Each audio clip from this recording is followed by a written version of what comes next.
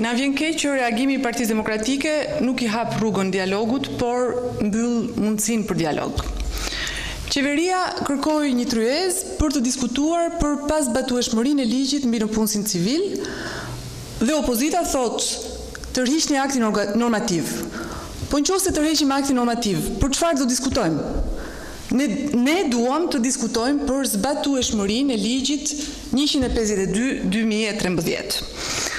Nëse opozita mendon që ligji është i zbatueshëm, le të vijë, të ulet në tryezë dhe të na thotë argumentat e veta.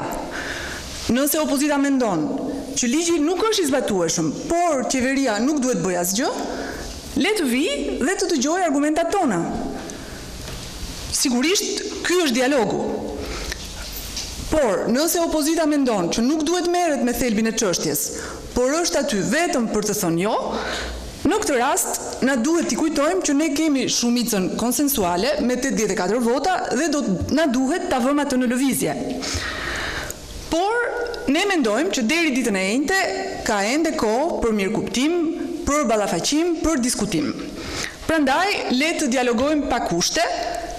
Dialogu mund të bëhet vetëm pa kushte.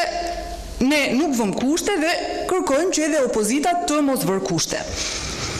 Mbase ata na bindin që ka një alternativë, mbase ne i bindim që argumentat tona janë të vlefshme nëse ata dëshirojnë të na dëgjojnë pa parajgjykime. Mbase edhe asgjë nuk ndryshon, por një gjë është e sigurt, pa dialog asgjë nuk ka për të ndryshuar. Kështu që ne përsërisim thirrjen për dialog. Unë jam këtu për të rikonfirmuar vullnetin e qeverisë dhe të kryeministrit për të mbajtur një tryezë me opozitën dhe për të dialoguar, sigurisht përpara ditës së njëjtë. Në të kundërt, do të na duhet të votojmë me shumicën me 84 vota, ashtu siç e krijon mundësinë kushtetuta dhe ligji.